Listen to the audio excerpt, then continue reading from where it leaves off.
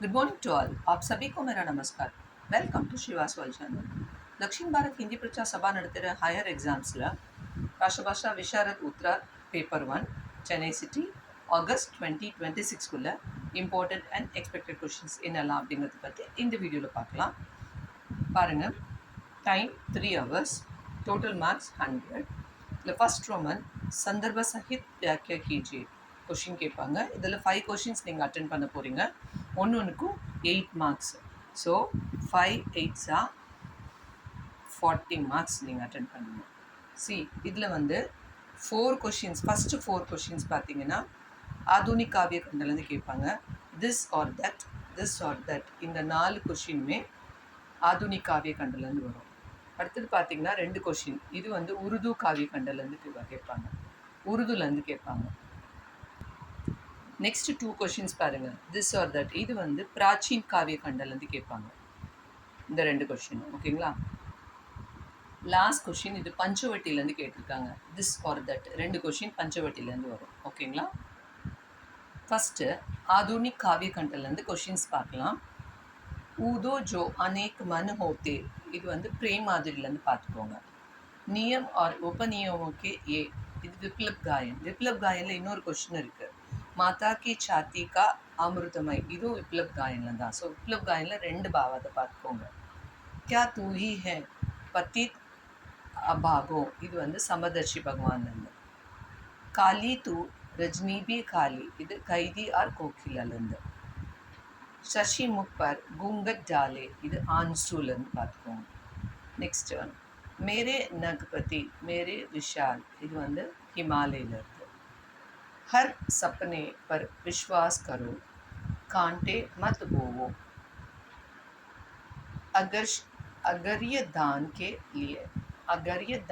லியே, இது வந்து வீர் பூஜாலேருந்து பார்த்துக்கோங்க.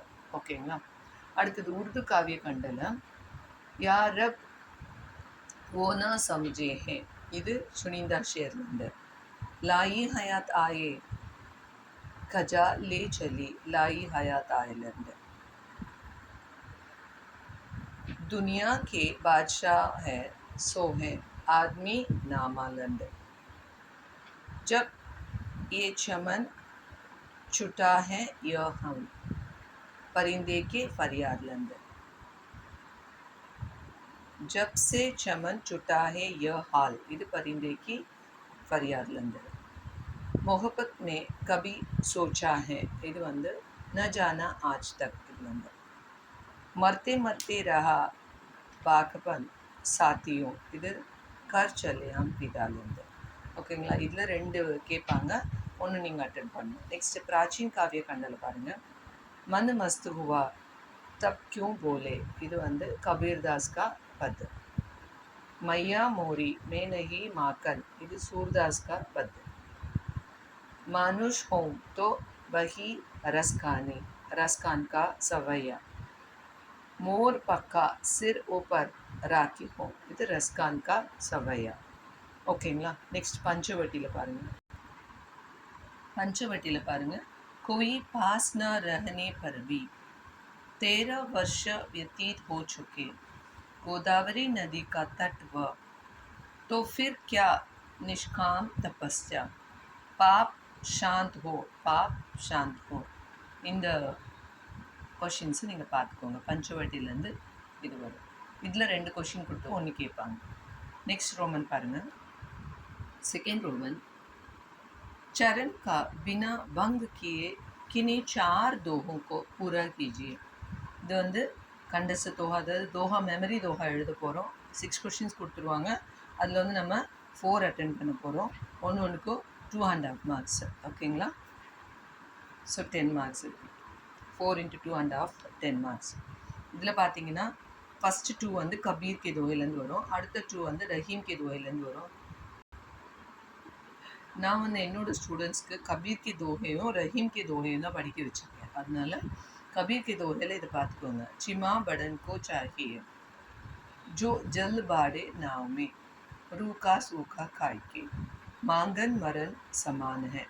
அடுத்தது ரஹீம் கே தோஹையில் रहीमन लाख भली करो अंतर धाव लगी रहे, रहीमन चिहुआ भावरी देनहार कोवू और है இந்த 4 தோஹா இதில் கபீரில் 4 தோஹா ரஹீமில் 4 தோஹா இந்த 8 தோஹா தரோ பண்ணிக்கோங்க. ஸோ 4 தோஹா நீங்கள் கண்டிப்பாக அட்டென்ட் பண்ணிடலாம். नेक्स्ट थर्ड रोमन पाएंगे।